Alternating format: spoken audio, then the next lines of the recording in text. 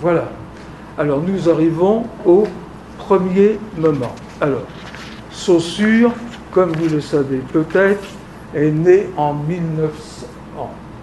Voilà que je commence à m'embrouiller dans les siècles. En 1856, n'est-ce pas? C'est-à-dire, il est à peu près le contemporain exact d'un autre homme illustre, à savoir Sigmund Freud, né l'année suivante, en 1857. Il est né... Alors, attendez voir, je me trompe, c'est en 1857 que Saussure est né, et en 1956 que Freud est né. Freud était un tout petit peu plus vieux que Saussure. Voilà. Bon, une famille illustre, une famille d'origine française, protestante, émigrée de ce fait en Suisse à cause des persécutions qui accablaient au XVIIe siècle les malheureux protestants, et une famille qui s'est manifestée à chaque génération par une célébrité. L'homme le plus illustre en Suisse qui porte le nom de Saussure n'est peut-être pas Ferdinand, c'est Horace Bénédict de Saussure, illustre pour son travail de botaniste d'une part, et surtout par le fait qu'il a fait la première ascension à caractère scientifique du Mont Blanc. Voilà. C'est lui, le Saussure, le plus illustre en Suisse. Il n'y a pas de doute. Et ils ont Voilà. compris. Hein. Il y en a beaucoup qui comprennent. Il y en a beaucoup qui comprennent. Mais l'homme de la rue en Suisse, pour lui, le Saussure, c'est l'homme du Mont Blanc, c'est pas l'homme du cours de linguistique générale. Voilà. Alors, Saussure commence par des études secondaires brillantes dans lesquelles il apprend le latin, le grec, il commence à apprendre le sanskrit, il apprend naturellement l'allemand, n'est-ce pas? Et il se décide à faire des études poussées de linguistique qui le mènent dans la ville allemande de Leipzig. Leipzig, où règnent ce qu'on appelle les Jungrammatiker. Jungrammatiker en allemand, ça veut dire les nouveaux grammairiens, comprendre les nouveaux linguistes, c'est-à-dire ceux qui jettent sur les langues un regard scientifique essentiellement de caractère historique. C'est en ce lieu que Saussure écrit et publie en 1878, il a donc 21 ans, le mémoire sur le système primitif des voyelles dans les langues indo-européennes. N'essayez pas de lire ce livre, sauf pour ceux d'entre vous qui l'ont déjà lu. C'est d'une horrible difficulté. C'est d'une horrible difficulté parce qu'il faut connaître non seulement le latin, le grec et le sanskrit, plus quelques autres langues indo-européennes, et il faut en plus être au courant des méthodes de la linguistique historique de la fin du XIXe siècle. C'est d'une difficulté atroce. Pour ma part, je l'ai fait. Je l'ai fait, mais ça m'a demandé des jours et des jours de travail. J'insiste simplement sur la présence du mot système dont je vous parlais tout à l'heure. Vous voyez, ça signifie que, en quelque sorte, Saussure, dès cette époque très précoce, considère les phénomènes linguistiques comme relevant d'un système de relations. Vous voyez? Et alors, ça lui permet de mettre en évidence l'existence dans cet état très ancien de l'indo-européen, n'est-ce pas, de termes dont il ne donne pas de nom, sur la prononciation desquels il ne s'interroge pas, vous voyez, hein, et qu'il appelle tout simplement des coefficients. Des coefficients. Vous voyez, un terme en quelque sorte dépourvu de toute allusion à une réalisation substantielle phonétique. Vous voyez, c'est vraiment le concept abstrait du phonème. Vous voyez?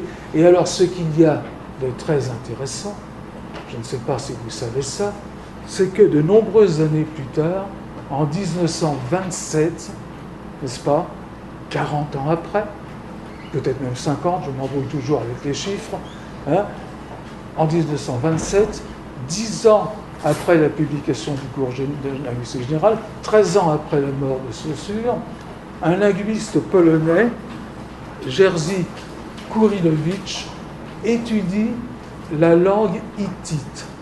La langue hittite est une langue indo-européenne qui était parlée dans l'Anatolie.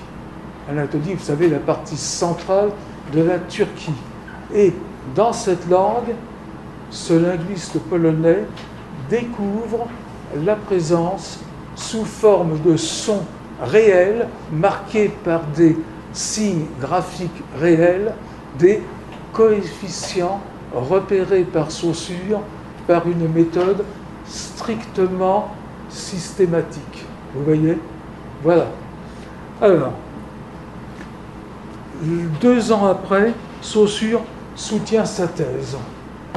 Alors là, vous pouvez le lire, c'est moins intéressant, surtout c'est plus court, c'est une étude sur l'emploi du génitif absolu en sanskrit. C'est moins intéressant. Et alors, vous constatez la chose suivante, enfin, vous allez avec moi constater la chose suivante. En 1880, Saussure a 23 ans et des poussières. Et des poussières, ça ne vous gêne pas, hein, voilà. Et quelques brins de plus, voilà. Bon, eh bien, avec sa thèse, il publie son dernier livre. Après quoi, il n'a plus publié aucun livre. Aucun livre. Bon. Il a continué à écrire. Il a même continué à publier. Mais il a publié, en somme, assez peu. Quand on consulte le recueil des publications scientifiques de Ferdinand de Saussure, on voit qu'il y a 300 pages pour le mémoire sur le système primitif des voyelles, il y a 70 pages pour la thèse sur le génitif absolu, et il y a 300 pages d'articles. Bon, Saussure n'a pas vécu très longtemps, il est mort à 55 ans, mais enfin, entre 24 et 55 ans, il a publié 300 pages. Ce n'est pas beaucoup. Vous voyez? Mais, il a pourtant écrit beaucoup, énormément, des dizaines de milliers, je dis bien des dizaines de milliers de pages, dont un très grand nombre restent encore aujourd'hui totalement inédites, et dont certaines sont, depuis les années 60, publiées progressivement. Vous voyez, en 1996, j'allais encore m'embrouiller dans les années, en 1996, on a trouvé dans une propriété de la famille Saussure un recueil de textes, et notamment le petit projet de livre qui s'appelle « De la double essence du langage » ou « De l'essence double du langage ». Les deux titres apparaissent en alternance. Vous voyez? Voilà. Alors on va donc continuer un tout petit peu cette carrière de Saussure, n'est-ce pas, en se posant la question suivante. Pourquoi diable Saussure a-t-il ainsi renoncé à publier? Il avait tous les moyens de publier. Il était déjà connu dans le monde des linguistes, connu dans les deux sens du terme. C'est-à-dire que, un, il jouissait d'un certain prestige et d'une certaine administration, et deux, il était l'objet d'une haine féroce, n'est-ce pas? Ça, c'est la routine habituelle, comme vous savez, n'est-ce pas? Quand on est connu, on est l'objet à la fois d'admiration et de haine. C'était le cas de Saussure. Mais il avait donc toutes les possibilités. Je ne parle pas trop vite, ça va? Oui, ça va? Bon. Il avait donc toutes les possibilités de publier, et il a publié très très peu de choses après les 2 livres que j'ai indiqués sous son nom. C'est pour ça que tout à l'heure je pouvais vous dire, Saussure n'a pas publié ce qu'il a écrit. Saussure n'a pas publié ce qu'il a écrit. Pourquoi? Eh bien, parce que Saussure est toujours pris d'une inquiétude totale, constante, à l'égard du discours de la linguistique, et notamment de la terminologie, de ce qu'il n'appelle pas encore, parce que le mot n'est pas encore inventé, du métalangage, n'est-ce pas? Voilà par exemple quelques citations. « Quiconque pose le pied sur le terrain de la langue peut se dire qu'il est abandonné par toutes les analogies du ciel et de la terre. » Et regardez ceci, écoutez bien, sans cesse l'ineptie absolue de la terminologie courante, la nécessité de la réformer et de montrer pour cela quelle espèce d'objet est la langue en général, vient gâter mon plaisir historique. Écoutez bien cela. Ça, c'est Saussure, comme on dit en français, je ne sais pas si ça se dit en portugais, c'est Saussure tout craché. Est-ce que ça se dit en portugais? Non, vous avez quand même compris. Bon, voilà. Cela finira, malgré moi, par un livre où, sans enthousiasme ni passion, j'expliquerai pourquoi il n'y a pas un seul terme employé en linguistique auquel j'accorde un sens quelconque. C'est très très embêtant pour un linguiste d'être pris à ce point par ses scrupules, parce qu'on en est en quelque sorte à venir à cette conclusion qu'il lui arrive de formuler au moins une fois, écoutez bien cette formule, faut-il dire notre pensée intime, il est à craindre que la vue exacte de ce qu'est la langue ne conduise à douter de l'avenir de la linguistique. Voilà, c'est un moment de découragement. Ça ne l'empêche pas, Dieu merci, de continuer à travailler dans le domaine de la linguistique. Voilà. Alors, je reviens maintenant à la partie historique, n'est-ce pas? Il quitte Leipzig et il vient s'installer à Paris. À Paris, où il est beaucoup mieux accueilli qu'en Allemagne. Parce qu'en Allemagne, les Junggrammatikers, vous vous rappelez, les Junggrammatikers, ne l'aiment pas trop, précisément en raison du caractère trop formaliste, trop systématique de sa pensée. Il vient s'installer à Paris, où il est professeur dans un établissement qui s'appelle l'École pratique des hautes études, et où il fait des cours de toutes sortes de matières. Le gothique, vous voyez, le gothique, ancienne langue germanique disparue.